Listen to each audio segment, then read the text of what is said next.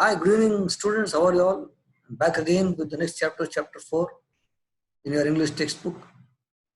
I'm sure you have enjoyed the earlier three chapters, the videos of the earlier three chapters. I bring to you the fourth chapter. It's called Whatever We Do. As the name would suggest, whatever we do is actually whatever we do in our daily, day-to-day lives. The author, Clifford Martis, has written about how we conduct ourselves in our day-to-day lives and how we can make it better for ourselves and for the people with whom we are interacting, our relatives, our friends, our social contacts that we engage in, like the rickshaw drivers, like the teachers that we're interacting in, or like our neighbors that we interact with. So it talks about that. So the whole chapter is about everyday, day-to-day activities and how our lives and the lives that we're interacting with can be made better. So Clifford Martis is a Christian by birth, stays in Pune, and is a socialist as well as somebody who is a lawyer. He's a lawyer by profession. He also is associated with a child organization that makes children's lives better. So let's get into the textbook straight away. Let's get into the chapter straight away, right?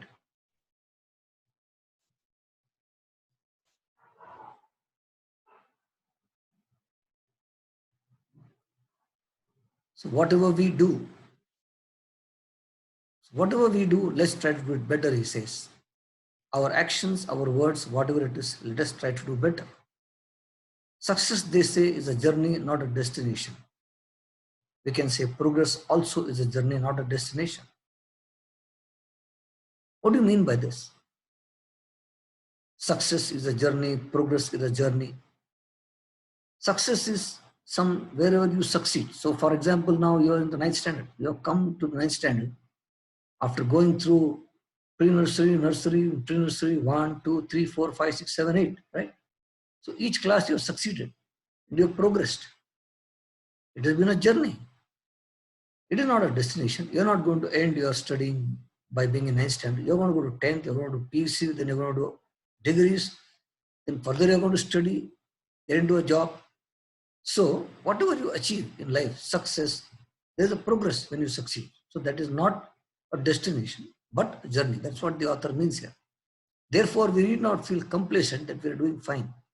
Complacent means we do not feel, as if now everything is done, so let's relax. No. We should, he says, constantly be on the lookout for better performance. I want to thank someone.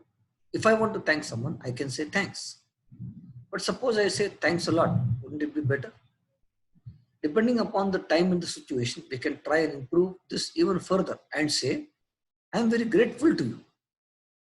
Grateful is thankful to you. Or, you have been of great help. Thank you from the bottom of my heart. And so on. A simple thank you can be made into something more better, something more meaningful, something where you mean something better for the opposite person to whom you are saying thank you. So this is a simple case of expressing gratitude. Gratitude means thank you. Be thankful. But when we think a little more, we can learn to say or do things in a better way by giving some thought to our action or speech. I had an appointment with a person who was senior to me in our erstwhile company. Erstwhile means earlier where he was working. So he says, I had an appointment with a person there.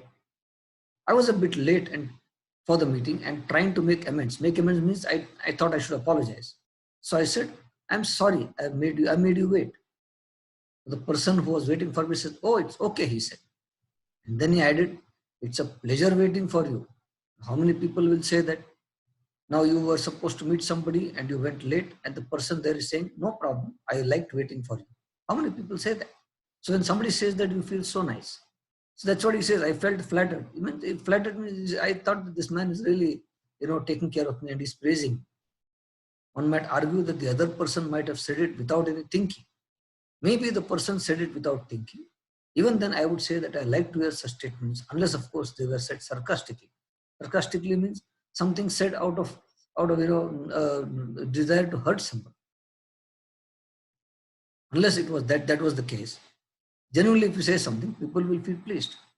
When we speak about saying or doing things better, a question arises about comparison. Because better usually follows that. Because when you say you want to do better from some other place, better than something. That's why he says it leads to comparison. Wise people say that we should compare ourselves with our own selves. So instead of comparing with somebody else, he says compare with your own self. What you did yesterday, can you do better than that? What you said yesterday, can you say better than that? I should compare my performance of last year and see whether I'm doing better now or not. One of the ways in which we can do better, he says, is by adding words to our actions and also adding actions to our words. Let me tell you an incident. So he goes on to explain this. I was waiting for the lift in a particular office. The lift came down and I found the two fellows. Shouldn't I say persons or even better gentlemen? Now he says fellows here. Instead of saying fellows, you should say better gentlemen or persons. That feels better, no? Instead of saying that fellow, this fellow. So I found that two fellows started removing packets which were fully occupying the lift. So the lift was full of items. I noticed that they did the job fairly fast, giving me an impression, that means giving him the understanding that they did not want to delay me. In a little while, they finished the job and I got into the lift and went to my training center. In the class, I mentioned this incident and asked the trainees are those who are being trained by him, to explain how this particular situation would have been rendered better. That means how this situation could have been made better in our words, in our actions. A couple of trainees did mention that the two gentlemen who were removing the packets could have said something like, 1 minute, sir, we'll finish in no time. That's a nice answer. Don't you agree? It would have made such a difference to me. But another trainee said, you could have thought of lending a helping hand to them. Another said, you could have gone further. Instead of expecting them to say something, you could have helped them to take it out first. They would have felt even more better. You go to a shop and ask for something. Most often, the shopkeeper or the salesperson reaches out to the item you want and hands it over to you. No word, nothing. Suppose you were to say just 2 words, yes, sir. In past restaurants, the waiters or stewards is those who take orders, do say, good morning, or some such thing, and then ask you for your order. But have you noticed how the waiters behave in most of our restaurants, in spite of the fact that the food and the ambience is the surrounding in the restaurant. The AC, the tables, the setting, the lighting, that's the ambience, are quite good.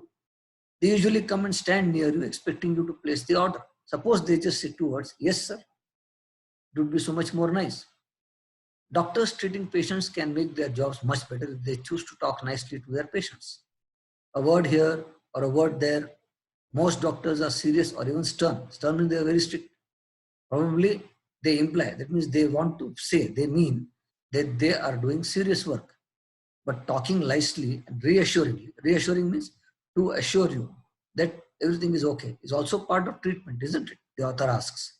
It is said that a couple of friendly words from the doctor or even a smile can go a long way in making the patient feel better. On a certain occasion, I hailed an auto rickshaw and said, City Hospital. The auto man did not look at me, but simply downed the meter. Down the meter means he put the meter down. You must have gone in auto, they will put the meter down. Well, it was a clear indication that he was willing to take me to my destination. But wouldn't it have been much better if he had said, yes, sir, please get in. Or simply said, come. I would have felt nice. The least he could have done was to make a gesture with his face or hand. It was make a movement with his face, saying, okay, come, this way, come, or sit, something like that. I did mention the point to him. He says, I mentioned the point to the auto rickshaw, and to my good luck, the auto rickshaw person agreed with me. On another occasion, I called an auto and said, Central Market. He said, sorry, sir, it is time for me to hand over the auto. And so saying, he hailed another auto and asked, Guru, Central Market? That man agreed and I got in.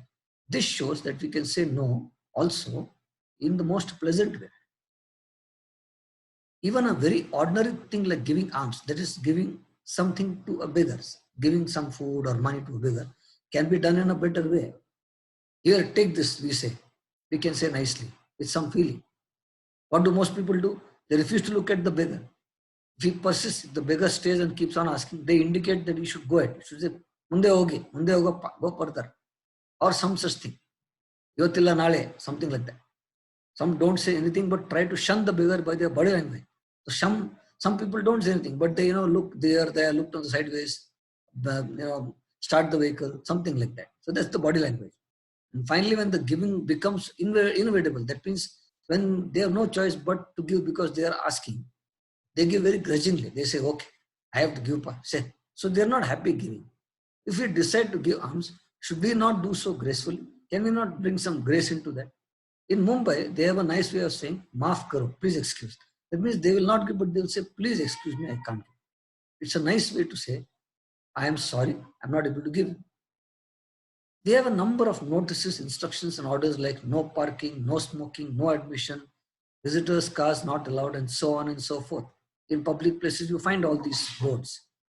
Don't these terms sound rather rough? True, people are trying to be brief because the message should be short in public spaces because brevity is a genuine need in such public notices. That's what he says. Brevity is being short.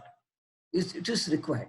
But we have seen that at least in the case of smoking, people have made some innovation. Nowadays they write, thank you for not smoking. That sounds so much more better. Don't you agree? Can't we use better terms in other cases also? I'm not suggesting that in every case we should say thank you for. We can think of innovative, means something new methods to make our orders, instruction and notices sound more polite, more polished. In South India, some restaurants are famous for tasty fare they offer. Naturally, therefore, they have a big rush and it's a problem for the management, those who are managing the hotel. In one such restaurant, I saw a board, don't sit here for a long time. That sounds so rude. How odd. Can they not say the same thing in better words? Luckily, I saw in another place a board, please make room for waiting customers. In yet another place, I saw a notice which said, kindly make room for waiting friends. This sounds so much more polite, right? It is our practice to be brief while sending telegrams. Now, telegram is one system of communicating with people which was prevalent long time back when we were young. Nowadays, you have WhatsApp chats and emails and internet and all that. Earlier, that was not available. So whenever there was something very important to convey, like I am starting from where I'm coming to you, or God forbid, somebody died in the house, somebody in the hospital, we used to send a telegram. Here again, the reason is now in telegram you can't say much things. So you have to simply say one few words. The reason is brevity. We want to say words in order to cut costs. Also, cost is an element. So if someone wants to request his brother to receive him at the station, he might send a telegram somewhat like this. Reaching Mumbai Thursday stop, Shatabdi stop, meet station. Now, just for the sake of one single word, the telegram has become totally devoid of any courtesy. It means the telegram is so very curt, so very harsh. Instead of just using, they could have used what could be the additional cost for adding please. Nowadays, the telegram has been relegated to the background. As I said, nowadays there is no telegram at all due to the coming of telephone and internet. But have we solved the issue of courtesy is what the author asks. Are we being courteous? Are we being kind? Don't we see, or should I say here, people ask, who's this? Instead of saying, may I know who's calling please? When the phone comes, when you call, yaro, we say. Instead of saying, tau yaro, matarta irodu. In a certain book on communication, I found a very interesting method of asking who is calling. If you call Mr. Patel in his office, the secretary will receive the call, and before connecting to Mr. Patel, she would want to know who the caller is so that she can inform the same to Mr. Patel. What does the secretary say? She does not say who is this or even may I know who's calling please. She says, can I tell Mr. Patel who's calling please? The idea is this.